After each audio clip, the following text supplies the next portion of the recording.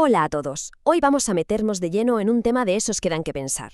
Los fundamentos filosóficos que sostienen la idea de un creador. Vamos a desgranar, pieza a pieza, los atributos que, según ciertas tradiciones, son esenciales para definir este concepto y así poder entender su esqueleto, su estructura más profunda. Y, para empezar, la pregunta del millón. Ojo, que el objetivo aquí no es demostrar nada, sino entender cómo está construida una idea, es decir, cuáles son los pilares, los ladrillos conceptuales que, según estas corrientes de pensamiento, son absolutamente necesarios para hablar de la naturaleza de un creador. Esta pregunta va a ser nuestra guía.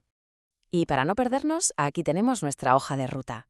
Lo que veis en pantalla es el material que vamos a analizar.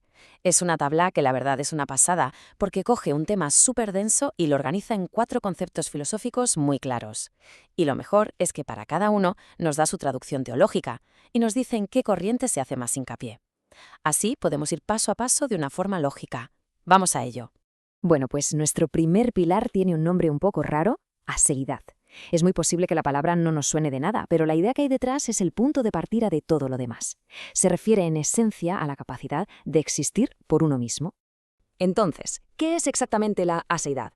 Pues filosóficamente hablando, es la cualidad que tiene un ser de existir por su propia cuenta. Esto significa que no ha sido creado, que no es consecuencia de una causa anterior y que no necesita de absolutamente nada externo para seguir existiendo.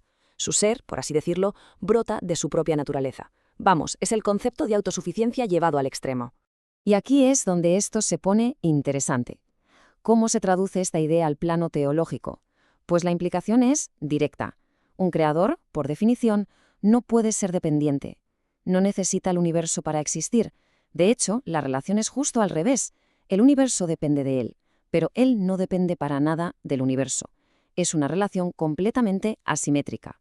Y es importante señalar, como nos indica la fuente, que este concepto de aseidad es especialmente clave en tradiciones como la reformada y la luterana. Para ellos es una pieza fundamental para entender la soberanía y la independencia absoluta de Dios. Venga, seguimos. Ahora vamos con 2 conceptos que van de la mano. Son como el yin y el yang de este tema.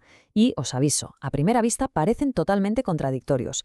Hablamos de la trascendencia y la inmanencia. Aquí es donde la tensión conceptual se pone de verdad interesante. Fijaos bien en la comparación. Por un lado, la trascendencia. Esta idea dice que el creador está completamente por encima y más allá de su creación. Es de otra naturaleza, cualitativamente distinto. No es parte del universo, sino su autor externo. Pero a la vez tenemos la inmanencia, que dice justo lo contrario, que el creador está íntima y activamente presente dentro de la creación, sosteniendo cada partícula en cada momento. No es un espectador lejano, sino un sustentador constante. La gran pregunta es, ¿cómo puede ser alguien las dos cosas a la vez? Esa es la gran paradoja. Y como nos señala la fuente, distintas corrientes le dan más peso a un lado o a otro de la balanza. La trascendencia, por ejemplo, es fundamental en el monoteísmo ético protestante para subrayar la santidad y la diferencia radical de Dios, mientras que la inmanencia es absolutamente clave para hablar de la providencia o de la teología del trabajo, que se basan en la implicación continua de Dios en el mundo. Muy bien, recapitulando, ya hemos visto que el creador existe por sí mismo y que está, paradójicamente, a la vez fuera y dentro del universo. Ahora llegamos a la última pieza del puzzle, la teleología. Y esta, en cierto modo, responde a la pregunta del ¿vale? ¿Y todo esto para qué? La palabra teleología viene del griego telos, que significa fin o propósito. Y la idea filosófica es justo esa, que el universo y lo que hay en él no son fruto del azar, sino que todo está ordenado, orientado hacia una meta, hacia un fin concreto. Y la consecuencia teológica de esto es muy potente.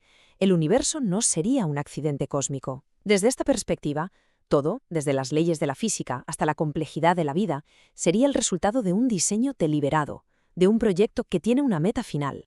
Y que nadie piense que esto es solo una idea abstracta. Como nos muestra la fuente, este concepto es la mismísima base del famoso argumento teleológico, también conocido como el argumento del diseño. Es una herramienta central en la apologética, sobre todo en la evangélica, para argumentar que el orden que observamos en la naturaleza apunta a un diseñador inteligente.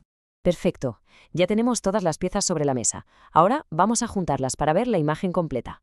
¿Cómo encajan estos 4 conceptos para formar un retrato coherente de la idea de un creador? Y esta tabla final, la verdad, lo resume de maravilla. Tenemos la aseidad. Existe por sí mismo, es la fuente de todo. La trascendencia. Es distinto y está por encima de su creación. La inmanencia. Está activamente presente, sosteniéndola desde dentro. Y la teleología Todo este sistema tiene un propósito. Juntos, estos 4 conceptos nos describen a un ser autoexistente, soberano, involucrado y con un plan. Y cerramos nuestro análisis de hoy con una pregunta para darle vueltas. Más allá de las creencias de cada cual, pensémoslo como un ejercicio mental. ¿Cómo cambia nuestra forma de ver el universo, la historia o incluso nuestra propia vida si partimos de la premisa de que todo tiene un propósito intencional?